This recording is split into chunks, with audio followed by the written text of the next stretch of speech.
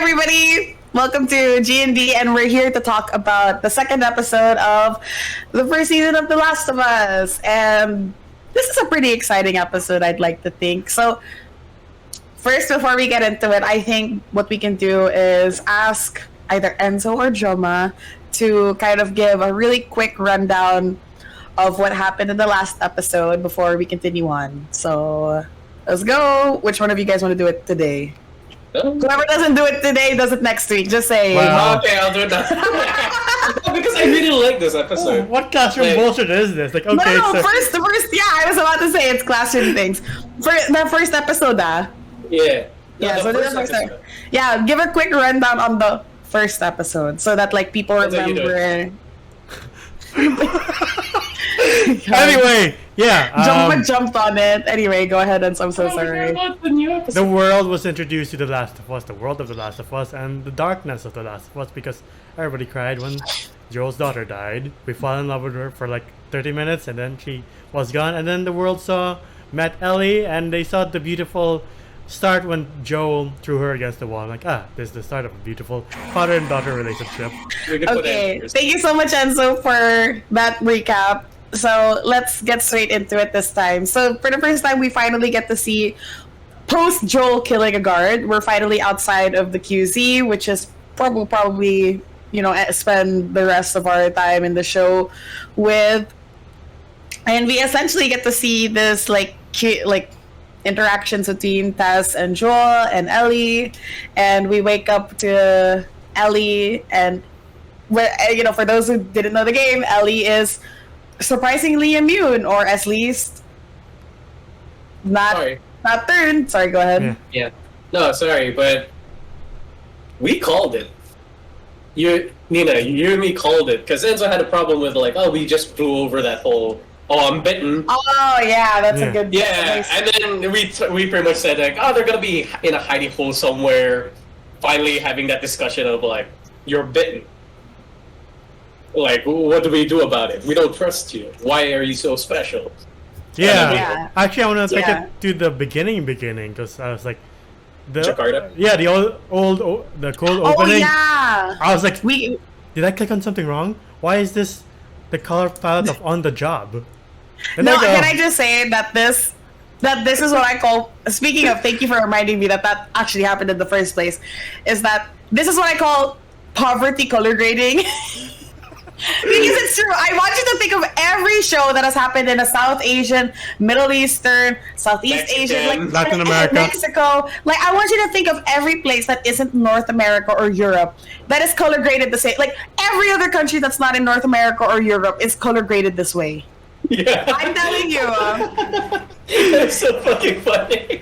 I was like, what the fuck, man? It's not that orange here. That's what I said. I'm like, all of a sudden you get off the plane, you're in the Philippines or Indonesia, and then everything's just yellow, and it's just I know that we're supposed to be quote unquote yellow for being Asians, but you're really gonna look at us and say we're that yellow? All right, I guess. Thanks, America. You know better, Last of Us.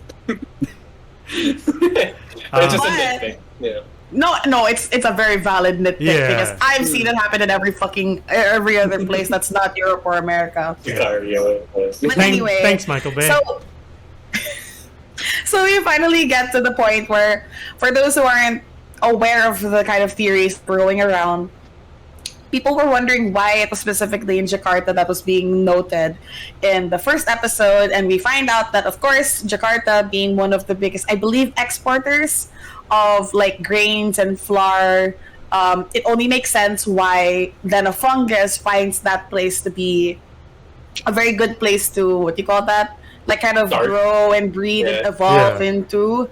So, and then apparently, mind you guys, if you guys don't know this also, apparently the actress for the professor is a really big actress in Indonesia. And I'm like, wow, I love that. Sense. We love representation. We love that. Just like the way that we Filipinos feel when we see our representation, I'm happy to see representation from other countries. So I want to ask you guys how you felt about this and seeing the first sequence. I know I jumped ahead because it completely missed my mind. Yeah. But tell me about your guys' opinions on that first part. I thought she's about to get executed. I was like, well, here we go. Same here. Yeah. I was like, is she patient zero? Yeah. Why are they taking her out of her breakfast? Like, but yeah, I do like this intense scene, even though there's no zombies yet, there's no outbreak yet. Well, there is, but like, we get the news that hey, this lady attacked X amount of people. We executed those people, but we got her.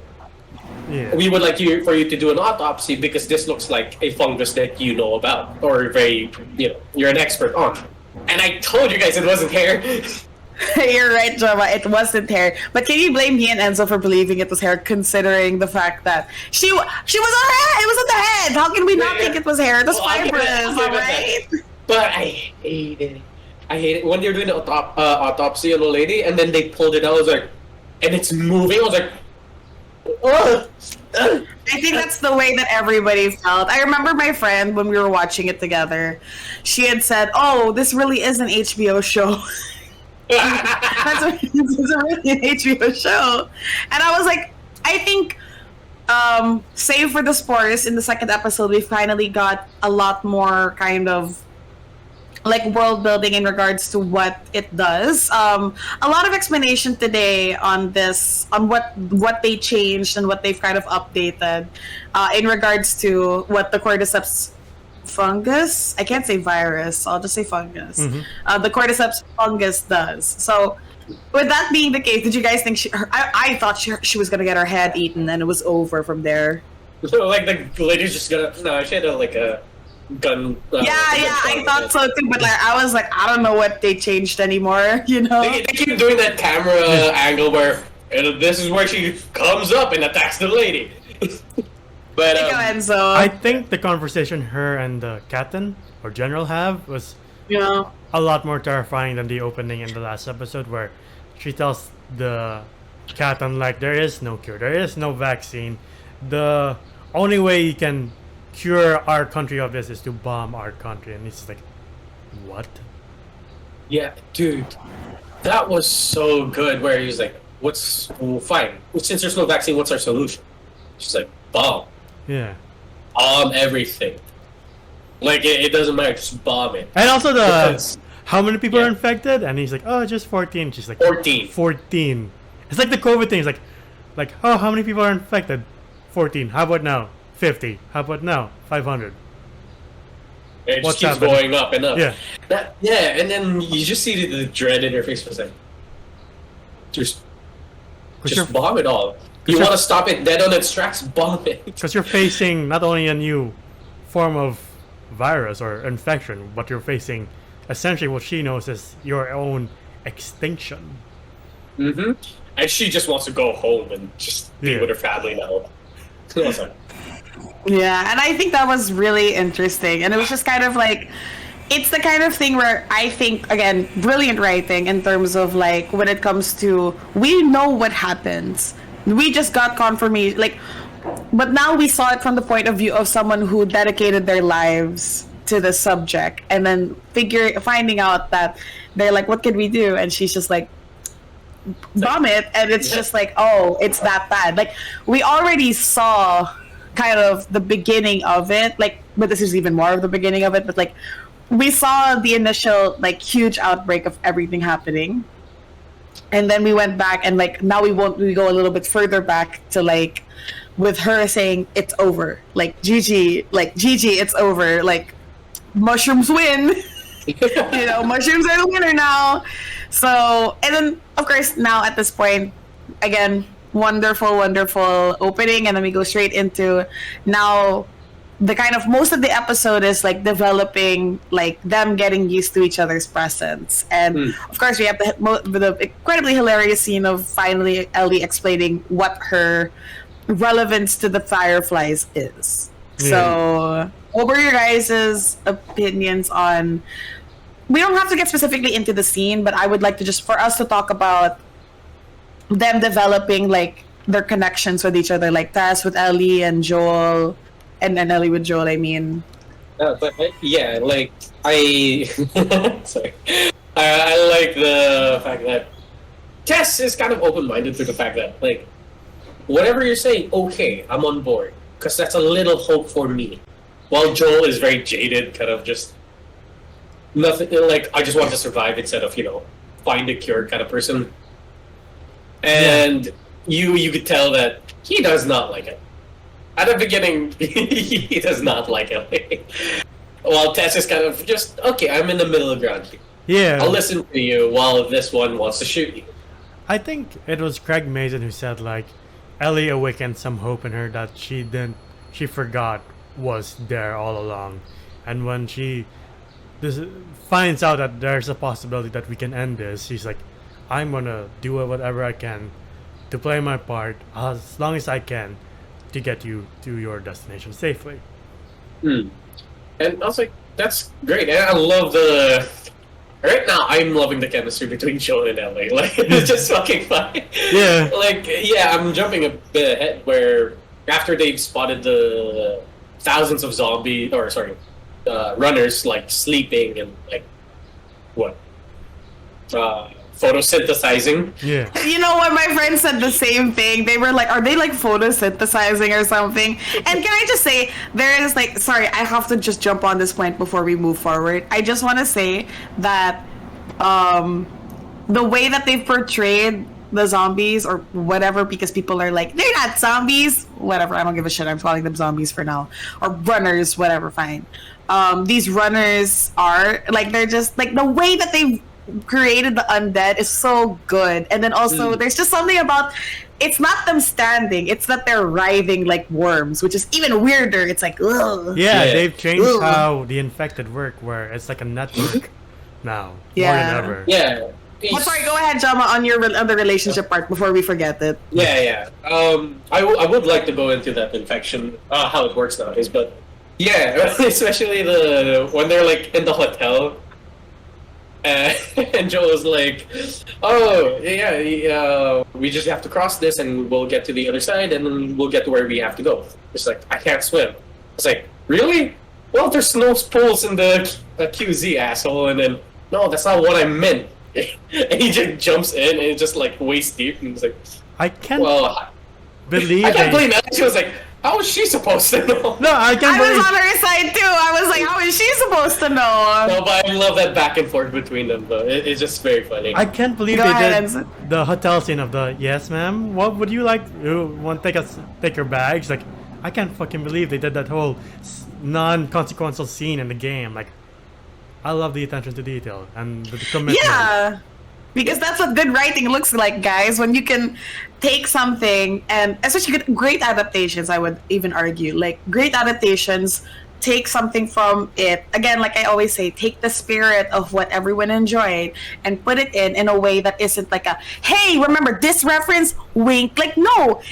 That part of Ellie doing that really lends to her character because, in like the whole like doom and gloom of everything that's been happening, for as much as we believe, oh, Ellie might be the chosen one, she is seemingly not turning.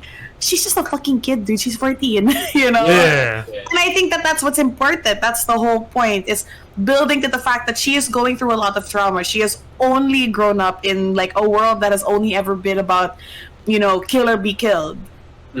So, for her to have these little moments of levity that both lend to her character as well as develop the relationship between her and Joel and Tess, that's nice. And the fact that, like, I found it so cute that Tess was the one who asked her, like, are you okay? She's like, yeah, I'm fine. Like, it was so cute. Like, oh, it's giving, like, little sister energy. And the way she's like, damn, girl, you got some balls on ya.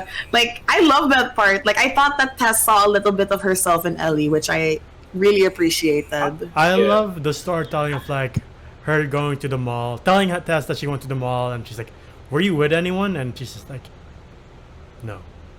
And you're like, oh, that says 1,000 things. And if you know, you know. You're like, oh, yeah, if you know, you know, right? But, yeah. Did you like the giraffe, Jomar? Sorry? The giraffe stuffy? No, I didn't see it. There was one? Yeah, there's a giraffe stuffy. I'm like, I hope it doesn't end there, because if it does, I might throw a break at the HBO headquarters. Like, how dare you rob me of that scene? But no. No, I hope they... That'd be the only thing. Yeah. But before we go forward, I think from this point on, so now we've touched a little bit on now that we've touched a little bit on how they've changed up the things when it came to the fungus and the cordyceps, I think we can start to talk about what they've changed and what we either like or don't like about these. I keep saying take a shot every time I say change, but these changes that they've done for the show. Because the biggest thing that I think everyone at the moment thought was just going to be the spores thing, but now we got even more talks about how they've change things around with the cordyceps. So talk about that, guys. How about that? Can't believe Joel has a machine gun when I just had 2 handguns and a strap to go fuck myself. Yeah, that thing is like a game gun. I'm like, lucky bastard putting it on easy. It's like yeah. It's like he got the thing early, but so we see first, like Drama had pointed up earlier. The kind of like or ends also like the network, like if you stand in one place, if they find out you're in one area, the runners from a mile away could find you.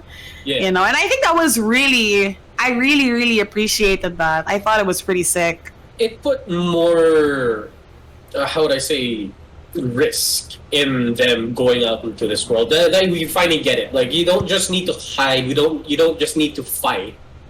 You have to watch where you step now, because whatever network that you step on will trigger runners from miles away, as you said. Yeah. I was like, wow, that was not in the game. Like you could assassinate one, and then you could just be like, oh, thank God. No, killing one is like the last resort. Here, though. I'm like, that is sick. That is really good. Now I am more scared for them because to us it's human error when he was in the game. Like, oh, I fucked up. Yeah. That's how I get killed. Here, they have no control of it. Especially us, since we are the viewer. Yeah.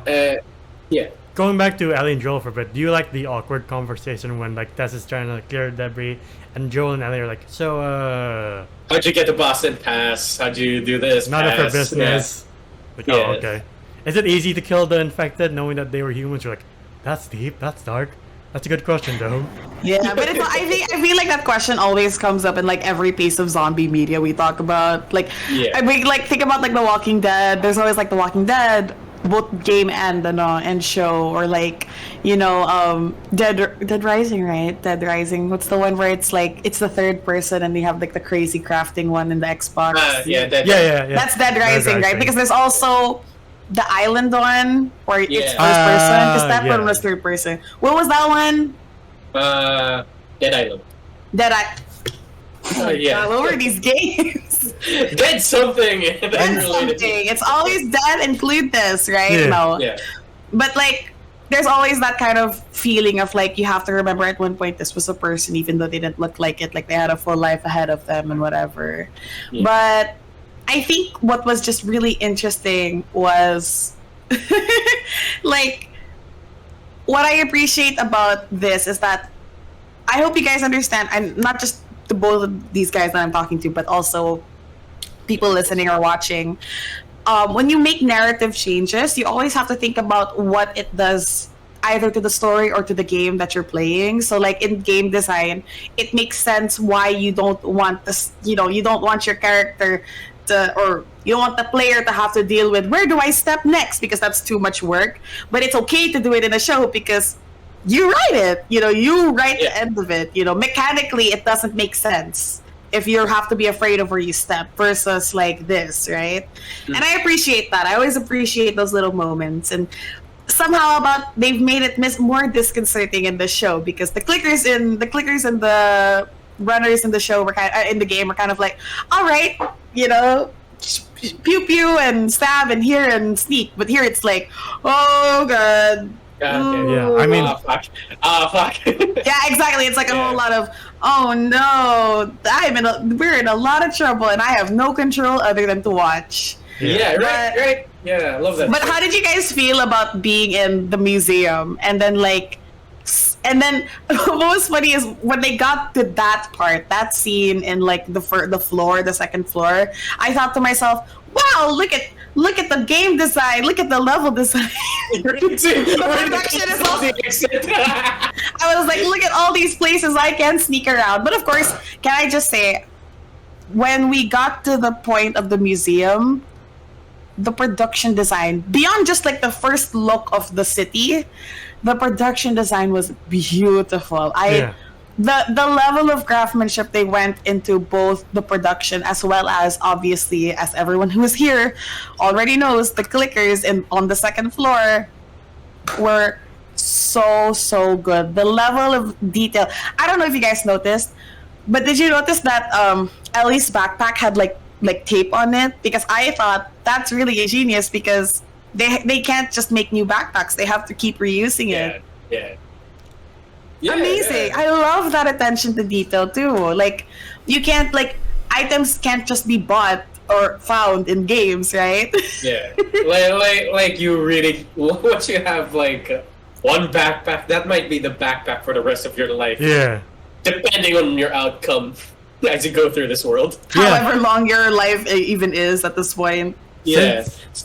Since we're already here, like, I love how Joel and Tess build up how dangerous a clicker is. Just one is bad news. Two is like, that's a death sentence. Because Joel's like, from this point on, we are silent. We're not quiet. We are silent.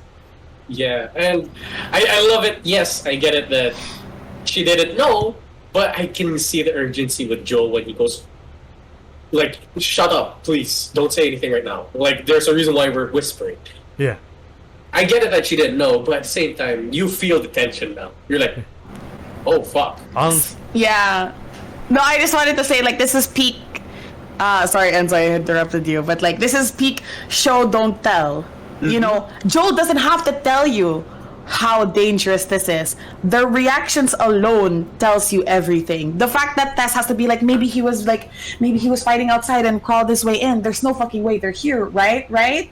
Like, you felt they didn't have to tell you it was dangerous. They just showed you and you knew. Yeah. You know, and like, even like the body alone, everyone can tell that that's a fresh body. That meant he was only recently killed. So again, like, it's these little moments that I appreciate in writing of show, don't tell. And anybody can tell you that's a fresh body. They just died. That means there's something dangerous in this building. So it's just, again, like, that's good writing, everybody. This is the shit that you should be looking into. Good adaptations. Take notes. Good adaptations. Yeah, exactly. They changed how clicker. They made them more terrifying, because in the game you hear Joe just go all the time. We're like, oh, that won't attract them. But in the show, just one. You're like, oh fuck. Yeah. Oh yeah, this is the thing. To everybody who said, oh, I could live through the Last of Us world. Oh, I could fight a clicker, or I could get through a clicker. No. One exhale or inhale will set them off.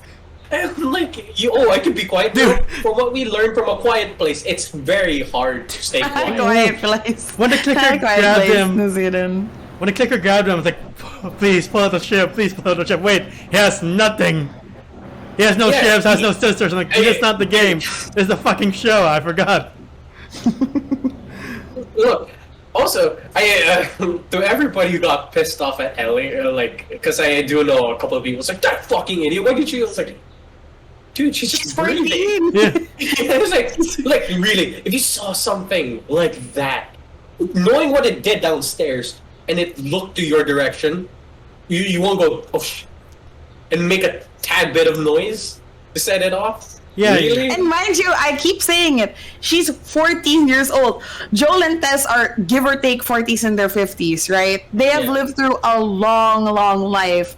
And to them at this point, it's just a day, another day. And like Joel and probably Tess, they have encountered these things countless times at this point, considering they are smugglers. Do you think a child that just got out of the QC is gonna know? She didn't even know clickers were a thing until that moment. What do you think she's gonna do when she sees one so close to her, looking at her? Yeah, and I'm like, but as you said a while ago, I'm very happy they didn't stick with CGI here. They went with prosthetics. We called it in the trailer review. We're like, I bet these are practical effects, and they are. We're like, and they're so good for them. They're so good. Even the actors themselves. Yeah. Oh yeah, they moved. They moved like our nightmares back in 2015. Yeah, they moved like this is why we were afraid of the Chicharron zombies back then. Like, oh yeah, Oh yeah, Zombies. get chicharon bulaklak, and then Enzo put a picture of what it looks like now.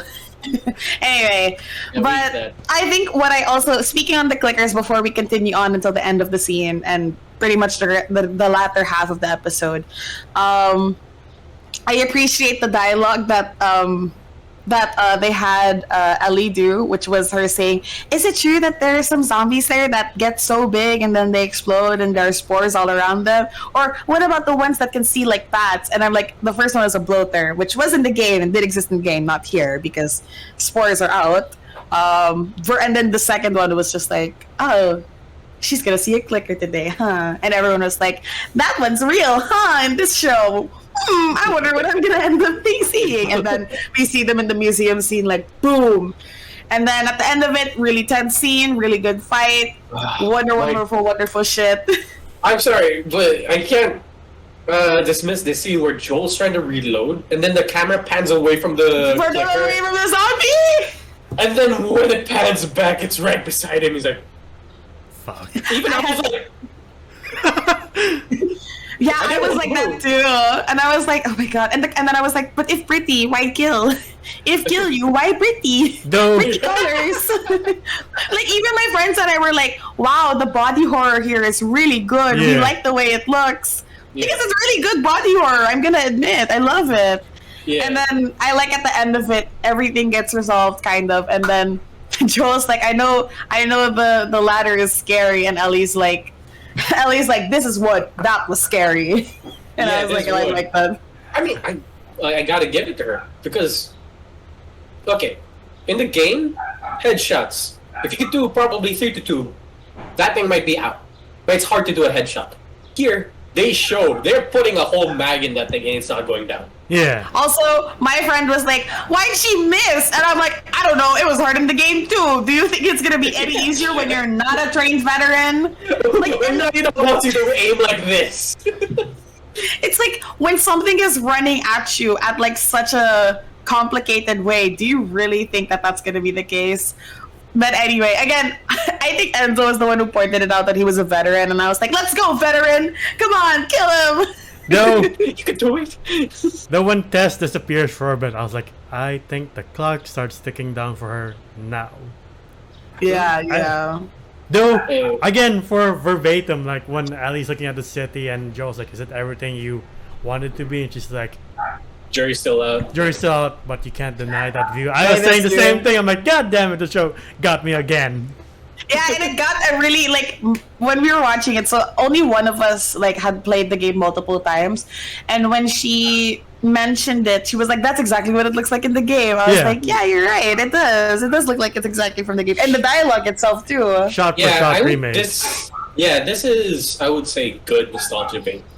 Yeah. I don't know if it counts as nostalgia bait, but I don't know. No, you can't call it bait because it actually, bait kasi means that when you say bait, it means that they baited you but they didn't deliver. Okay. So this doesn't count. This is just good nostalgia period. Yeah, good nostalgia. Like, yes, I like this. I like this a lot. And Yes, like- I see it in the game, but it's nice to see it here. And Yeah. before we go forward, like, the music is amazing too. Like, it's the same composer from the game, so when he hits those emotional beats, you're like, I remember this. I'm back in 2013 again. That acoustic guitar is his best friend. Yeah. Yeah. Yeah, and I really appreciate it. Like I said, again, great adaptations understand where to stay and where to deviate to lend to the narrative. And then so now we move on and we're finally at like what I think is practically the third act of the episode, where we find out that the Fireflies in, what was it called? Some government house. There's some government office. Yeah. We're gonna just say the office. Like, the Fireflies there had gotten killed, but the one deviation that they got was that it was not Fedra. It was it was themselves. It was a sick person. Yeah. And so I can- we finally understand why Tess is so tense. Tess Yeah. is so tense.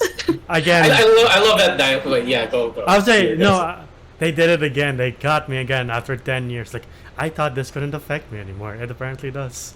Oh yeah. I thought I was stronger than this, but I still cried at the first episode seeing Sarah, so I wasn't surprised either when Yeah. I cried here.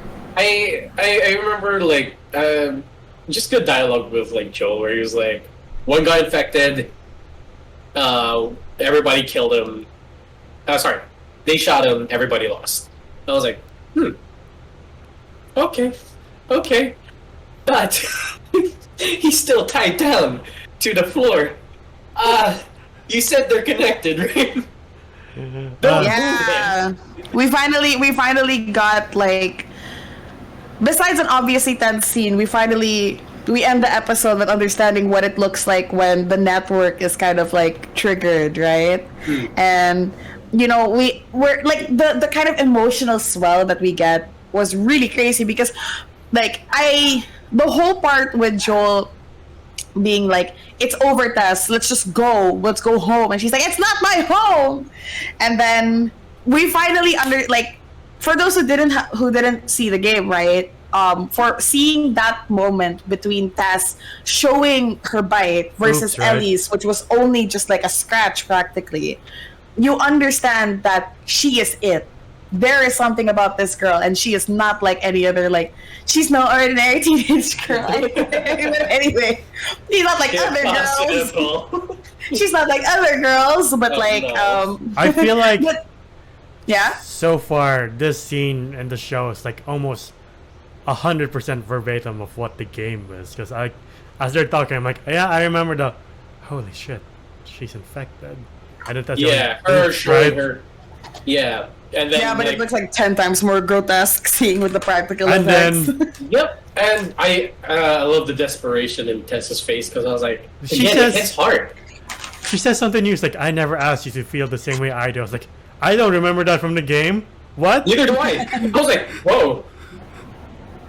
Okay. I don't know what that meant. I just assumed that she meant as like a I didn't ask you to be nice to me or something. I'm fucking. I actually did get that in the way that I was like romantic. I couldn't care less. Yeah, like I don't know if it was romantic. I don't know if they're just hinting at the fact that like we might have been a thing. I don't know. Yeah, me too. I was But- like, can you answer the question, please? I know we're running out of time, but please answer this question. I'm But glad they yeah, left it ambiguous because it meant Hey. that the show understood that a man and a woman of similar ages do not have to be romantically Yes. involved on screen, and I was like, valid. But also, I'm sad because even though I knew that Tess was gonna die, I wanted Ellie to have a mom. Same here. I wanted Ellie to have a mom, and Tess and hers banter was cute. And guess what? She's dead, and she made out with a zombie. That shit was nasty, by the way. That was nasty. Nasty. I don't get it. Why did I don't know, it take over? No, okay. Because like the swell was already there, right? Like we understood, you know, like they did the World War Z thing of like she's sick, so the zombies aren't going for her, right? And she was like trying to do it, you know, trying to let them run, right? And they were like, and my friends, I remember they were like, oh my god, and I was also just like, World War Z things, I guess. And then one of them comes up, and it's like the really fucked up one with like already growing fungus, and then you see what the fibers do to each other, and you're like, ooh. I think I prefer the Ooh. original. You know what? I don't Sorry. like this. I don't like those. You Like, know what? again, I take the spores over that. Like, You gave me nightmares. like I can would take the spores. At least I don't make out with you. can I Feder would just rather have the fucking clickers tear me apart than that. like can I just have the Yeah. original where they just shoot you? That seems more appropriate. You know, Yeah, I would have preferred like all of them just like, you know, dogpiled on her and gave like the whole, what's the name, like Kingdom, or like the sorry Yeah, for where the spoilers they're, for like, Walking all Dead. just- Yeah, where it's all like a big ball of eating them, or like sorry for the spoilers for Walking Dead, where Glenn like gets eaten or something, like it's all another pile on him. Like I would take that over what they did in this episode, and I was like, you know what? Good for you for pushing the boundaries, but fuck you for my nightmares. Oh, Right? Like Fuck that was so personal. Jump. But yeah. Yeah, go ahead, Enzo. I don't know if John, since he is a big player of Naughty Dog games, noticed the lighter. Because since Neil Druckmann, this is his directional debut, he borrowed a prop from Uncharted 4, and that is Wow. Sam Drake's lighter from the game. I Oh, wow. didn't notice. Yeah. That's cool. I love that. Love that for him. Yeah. I had no idea. No, it's not in the same world. Don't believe that. No, don't do that to Uncharted. Wait, it's Uncharted, right? That's the Yeah. Sir, don't you realize that Uncharted happens like literally in like the 2010s? This was in the 2020s already, sir. Yeah, But it's funny to think about it that way, right? Yeah. Oh my god! I think it would have been a better idea. I get it that they used the lighter for tension. I feel like it would have been smarter if you just grab the grenade and just like. Yeah, I'm like, just grab the grenade. I was like, why did nobody take a grenade from that? Why did nobody take you could do with a grenade or two. You know, Yeah, right? Like you're like I know you were strapped for time, but she threw it on the floor. Is it so hard to bend over and pick it up before you run? Wait. Yeah, like you guys can do with a grenade or two. We didn't have that in the beginning of the game. Yeah. We have to make our own. That's true. She's right. We had to craft that shit. But anyway, I think we've reached the end of it. We finally understood. We have not only developed the world a little bit more, not only have we understood a lot more. So I think we can start wrapping it up in regards to the end. We see Ellie, it goes boom, Ellie and Joel are together, and now we finally get to them both. But before we get onto that, what were your guys' opinions on this episode? I am disappointed because neither as Tess or Ellie stomped around the clickers and were never noticed. Ellie!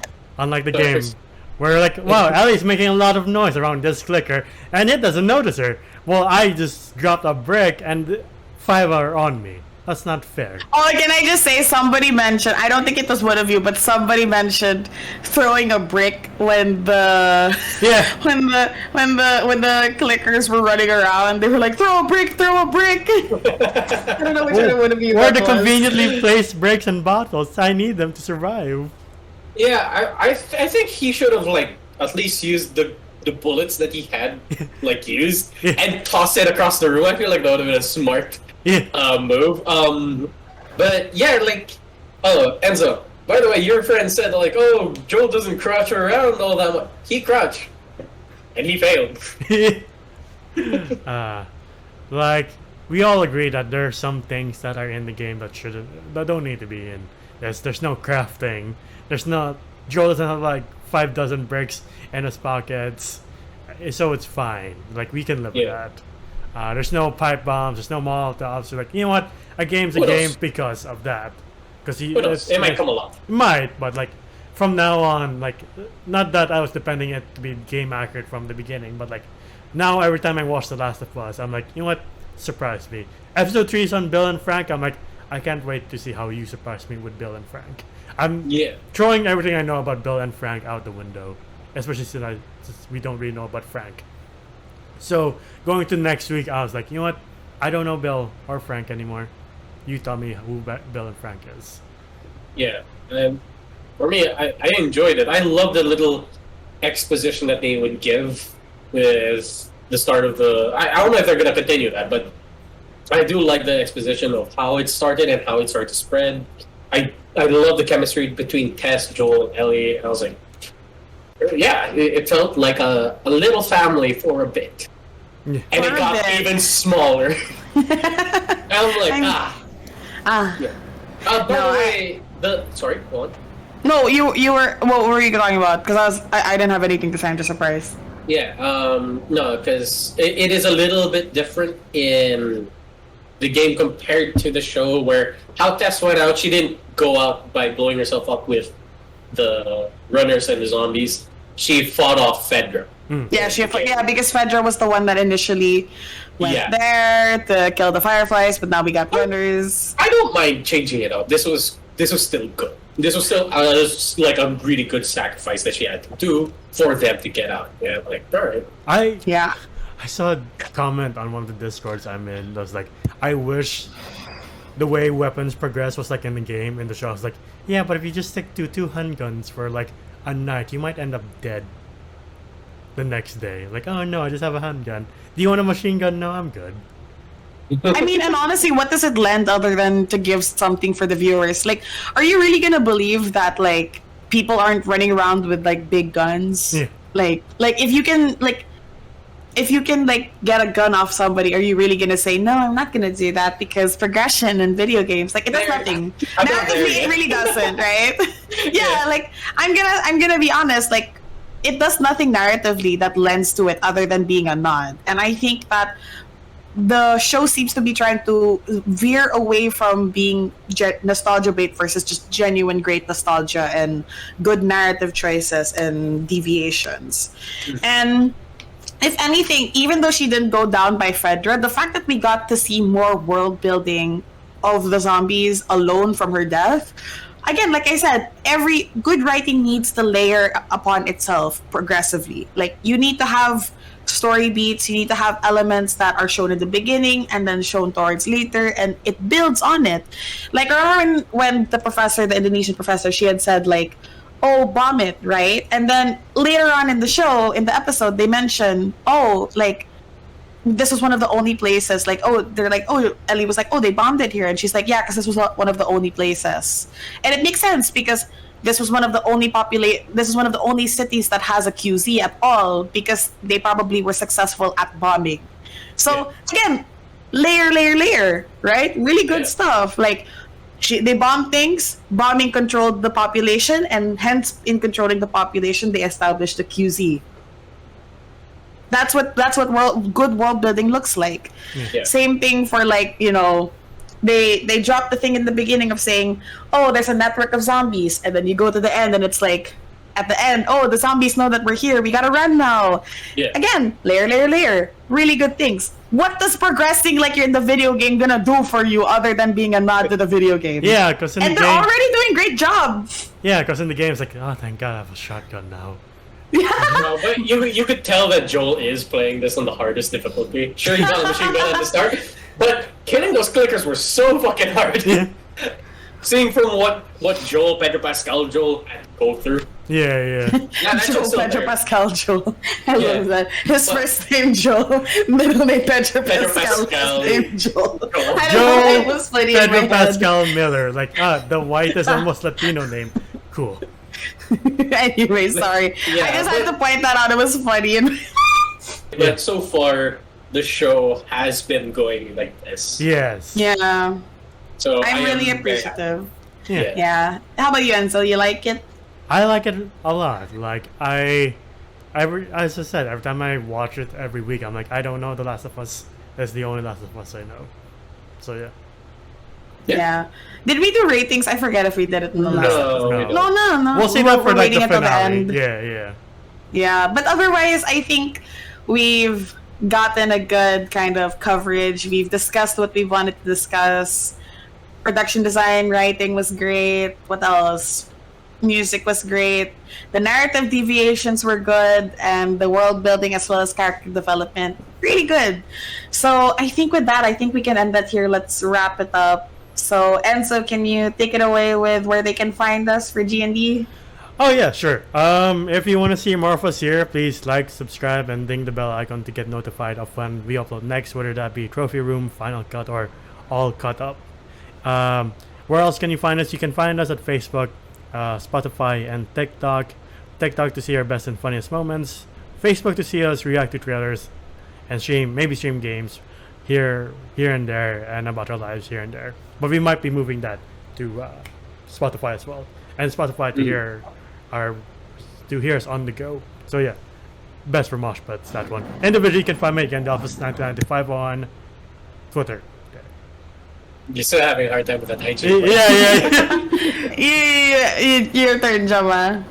You can find me at JohnGio _on Instagram. It is my account. You can find me at 9_na, both on Twitter and Instagram. Yes, Twitter and Instagram. I think for a hot second there. So with that, I think we can end. Thank you so much for tuning in to All Cut Up. Hope you guys are all able to watch the next episode and discuss with us soon. What did you like, you dislike, any violent or happy reactions? Talk about it in the comments below. Subscribe and like if you like our stuff, and hopefully you can catch our other things like our movie reviews and other things that we have in store for 2023. So take care, everyone. Stay safe, and hopefully mushrooms don't evolve farther than pizza. So Bye. Thank you so much for tuning in. I This need to is check my G&D pizza. signing out. Bye. Somebody told me the tendrils of like enoki mushrooms and ruined it for me. Oh. Yeah. Oh. I So saw I'll leave you with that, viewers. Stop. Okay. Bye.